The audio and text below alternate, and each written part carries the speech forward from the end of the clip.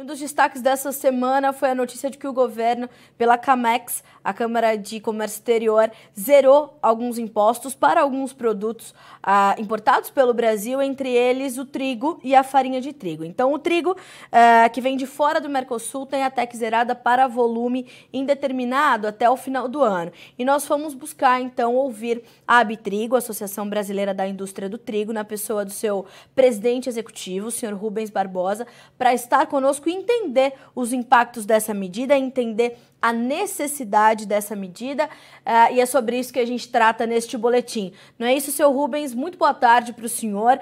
Seja bem-vindo novamente ao Notícias Agrícolas. É sempre um prazer ter o senhor conosco. Boa tarde, muito obrigado pelo interesse de vocês. Nós é que agradecemos a generosidade do senhor estar conosco. Seu Rubens, como é que o senhor, primeiramente, recebeu esta medida? Faz sentido no contexto em que estamos, econômico e também de oferta e demanda do trigo, ter uma medida como essa para o mercado brasileiro? Olha, a medida tomada pelo governo brasileiro tem como objetivo reduzir a pressão sobre a inflação, sobre o aumento dos preços internos de produtos agrícolas.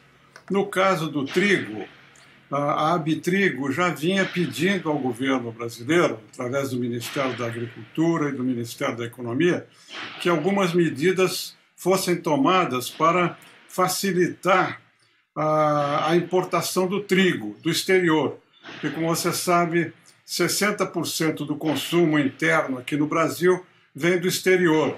A nossa produção alcança apenas 40% da demanda interna aqui no Brasil. Então, com essa guerra na Ucrânia, o mercado internacional de grãos, inclusive e sobretudo de trigo, se desorganizou. E há uma demanda muito grande de trigo de todos os países para todos os países produtores. Até o Brasil se beneficiou com o aumento da exportação de trigo. Mas a demanda interna continua grande, são 12 milhões de toneladas que o Brasil tem que conseguir através da exportação. A redução da tarifa externa, na prática, no caso do trigo e da farinha de trigo, não terá muito efeito. No caso da farinha de trigo, nós importamos uma certa quantidade da Argentina, que já goza dessa isenção, não é? Então, a eliminação de 10 e pouco por cento da tarifa da farinha não altera nada, porque o Brasil não importa farinha de outros mercados, só importa da Argentina, e a Argentina já não tem tarifa, né? Está isenta da tarifa. No caso do trigo, esses 9% de imposto de importação que está sendo retirado até o fim do ano ajuda as empresas importadoras, os moinhos importadores, no preço final do trigo. Mas isso não terá um efeito interno imediato, porque o preço do trigo no mercado internacional, nos últimos meses, subiu quase 40%. Então, apesar da redução da tarifa do imposto de importação, o preço do trigo no mercado internacional continua aumentando com a guerra, por causa da guerra. Então, a situação em relação ao trigo é essa. A eliminação da tarifa pouco tem que ver com o preço interno, porque o preço importado continuará elevado. Ou seja, né, seu Rubens, esses atuais níveis de preço que nós temos registrado para o trigo brasileiro, que estão em patamares historicamente elevados, não vão sentir, portanto, grande impacto, e o produtor brasileiro deve, dessa forma, seguir estimulado, portanto, a olhar um pouco mais para o trigo na hora de definir as suas escolhas ali para a safra de inverno, não? Eu acho que sim. Eu acho que o produtor nacional vai estar estimulado pelos altos preços no exterior e também pela demanda externa. Esse ano o Brasil já vai exportar uma quantidade recorde, mais de 3 milhões de toneladas de trigo para o exterior. Isso é subtraído do mercado interno, né? E por isso que nós vamos continuar com a mesma demanda dos anos anteriores. Quer dizer, a produção nacional aumentou, mas uma parte dela vai para o exterior, coisa que não acontecia antes, né? Certo. Seu Rubens, como é que os moinhos estão entendendo o abastecimento de trigo neste momento? Há uma preocupação com a possibilidade de um desabastecimento em função principalmente da continuidade do conflito entre Rússia e Ucrânia, e a gente sabe que a logística por lá está muito comprometida, e mesmo com o fim possível de um conflito, a gente sabe que as coisas vão demorar a se restabelecer para a normalidade. Como é que o senhor está entendendo esse momento quando a gente olha para as relações globais de oferta e demanda do trigo e como isso impacta para os nossos moinhos, para a nossa indústria aqui no Brasil? Bom, o abastecimento brasileiro, o abastecimento do mercado interno, eu acho que não vai ter problema. Vai ser mais difícil, né, por tudo isso que você mencionou. Quer dizer, a desorganização do mercado de commodities é um fato. Nós temos cerca de 30% do trigo que vinha da Rússia e da Ucrânia. A Rússia é o primeiro exportador mundial, a Ucrânia é o quinto exportador mundial, e os países que compravam da Rússia e da Ucrânia, os países do norte da África, os países do Oriente Médio, estão buscando trigo de outras procedências. Eu já mencionei até o caso do Brasil. O caso da Argentina, que é o nosso principal fornecedor, também. Houve uma demanda muito grande por parte do trigo da Argentina. A Argentina já exportou uma grande quantidade, resta pouco trigo ainda a ser autorizado de exportar para o exterior. Uma boa parte desse trigo que já está na mão das tradings vai virar para o Brasil, outra parte vai ser comprada por outros importadores. Então, a demanda brasileira vai ser suprida nesses próximos 3, 4 meses, né, até a entrada da safra brasileira, por trigo de outras procedências, além da Argentina e do Mercosul, também dos Estados Unidos, do Canadá e até de países europeus e possivelmente até da Rússia, se houver condições de logística, porque a exportação da Rússia não parou, né? Da Ucrânia é que foi reduzida sensivelmente, mas da Rússia ainda continua com dificuldades de logística, né? Então, todos esses fatores pesam no preço do trigo. Inclusive, eu não mencionei até aqui o aumento dos fretes, né, que impacta muito sobre o preço dos produtos importados. Sim.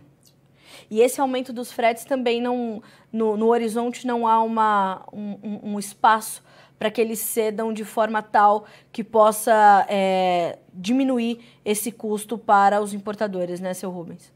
Não há nenhuma perspectiva disso, ao contrário, né? Nós estamos vendo notícias preocupantes da China, né? O grande acúmulo de exportações que estão retidas lá por causa da Covid na China, e sem falar ainda, além dessa questão do frete, né? Dessa desorganização do mercado, na oscilação do câmbio aqui no Brasil, né? Que pode favorecer e pode dificultar, tornar mais caro ainda a importação. Seu Rubens, como é que todo esse quadro e mais essas medidas que foram anunciadas nessa semana, que inclusive já era um pleito da indústria já há algum tempo, né, como ela se desenhou dessa forma, como é que nós temos visto isso chegar para o consumidor final? Como é que isso pode ajudar, inclusive, a conter esse processo inflacionário, como citou o senhor no começo da nossa entrevista? Bom, alguns produtos podem se beneficiar dessa redução do imposto, para zerar o imposto de importação. Como eu disse, no caso do trigo e da farinha do trigo, essa redução não vai ter impacto, porque o custo continuará elevado. Os moinhos, individualmente, né, têm as suas próprias políticas de venda e eles vão avaliar se necessita alguma um reajuste no preço ou não. Até aqui o reajuste do preço da farinha tem sido muito pequeno, porque há uma preocupação da indústria também quanto ao consumo, né? Se você aumentar tudo o que for possível para o mercado interno, o consumo do trigo certamente vai cair, porque a capacidade de compra na sociedade brasileira está limitada até agora por causa da inflação também, que está crescendo. Então, alguns países, alguns produtos podem se beneficiar, mas no caso da farinha e no caso do trigo, essa eliminação da tarifa não vai afetar o preço interno da farinha produzida pelo trigo importado.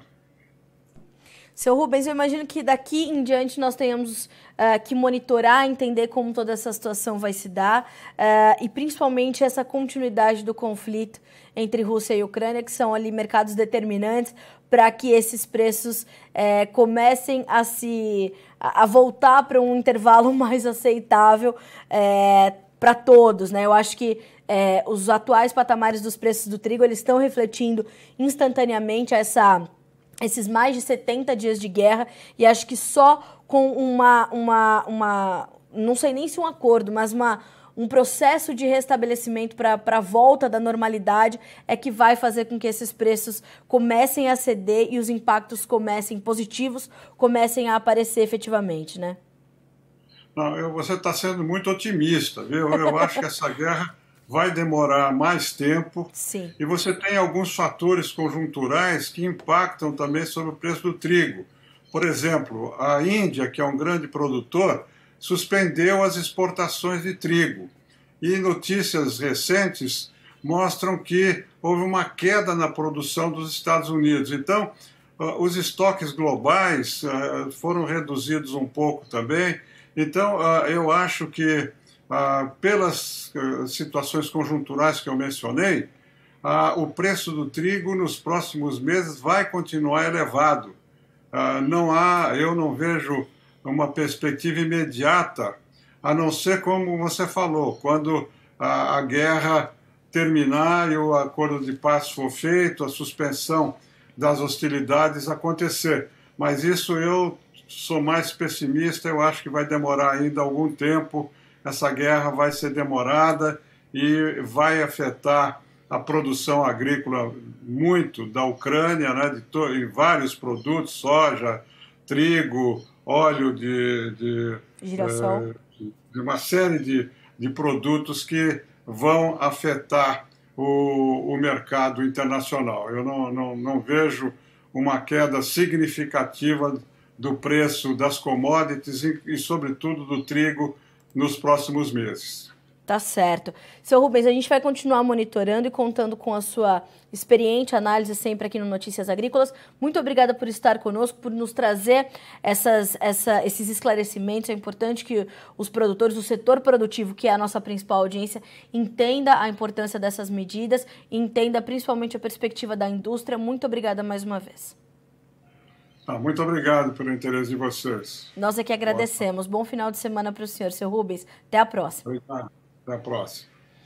Seu Rubens Barbosa, presidente executivo da ABTrigo, Associação Brasileira da Indústria do Trigo, nos trazendo, portanto, essa perspectiva. É interessante essa visão, né, da indústria de que temos um abastecimento acontecendo, não há um risco de desabastecimento, mas há o seu Rubens, inclusive, usou esse termo mais de uma vez, acho bem interessante, essa desorganização por conta desses fatores todos conjunturais, adicionado a isso esse fator guerra, né, de dois importantíssimos players no mercado global de trigo, Rússia e Ucrânia. Então, essa desorganização no mercado de commodities agrícolas faz com que os preços do trigo estejam em patamares historicamente altos, numa relação de estoque-consumo completamente também desestruturada, né, uma das menores dos últimos anos. Há um aperto de oferta ainda muito significativo, enquanto a demanda ainda é muito presente e crescente, né? Então, o seu Rubens é bastante taxativo quando ele fala, é uma medida importante, precisava acontecer, mas ela não vai ter grandes impactos,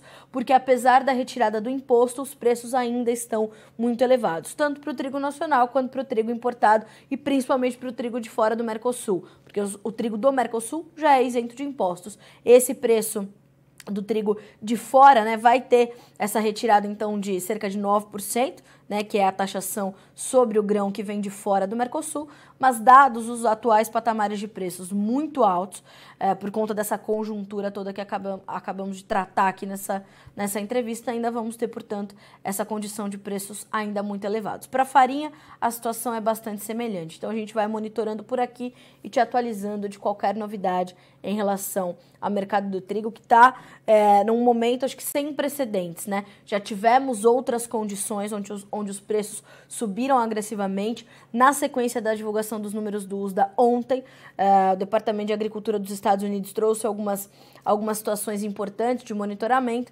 que o seu Rubens até citou algumas situações aqui, a redução dos estoques globais, uma safra norte-americana estimada para a temporada 22-23 abaixo do que o mercado esperava, uma revisão para baixo da safra 21-22, outros países com problema, clima seco na Europa comprometendo a produção de grãos, então tudo isso está na conta. A Índia sofrendo com altíssimas temperaturas, a China com a pior safra de trigo da história, então tudo isso está se alinhando. Ontem os preços dispararam mais de 5% na Bolsa de Chicago, subiram em outras bolsas internacionais também, hoje corrigindo, realizando lucros, né, mercado de trigo. Aliás, a gente tem as cotações do trigo na Bolsa de Chicago para dividir com os nossos colegas, para a gente ver como é que está o andamento do mercado. Olha aí, mercado, como eu disse, realizando lucros depois das altas de mais de 60 pontos ontem. Hoje, o julho tem 11 dólares e 73, 5 pontos e meio de queda. O setembro, 11,77, caindo 4 pontos mais 75. O dezembro, 11 dólares e 82 cents por bushel. E no contrato março 23, o bushel valendo 11 dólares e 80, baixas que variam de 4,5 a 6 pontos e meio nos principais contratos. A gente fica por aqui com esse boletim, mas a nossa programação segue para que vocês sejam sempre os produtores mais bem informados do Brasil. Combinado? Notícias Agrícolas, 25 anos ao lado do produtor rural. Participe das nossas mídias sociais no Facebook Notícias Agrícolas, no Instagram @Notícias Agrícolas e em nosso Twitter @Notiagre. E para assistir todos os nossos vídeos, se inscreva no YouTube e na Twitch Notícias Agrícolas Oficial.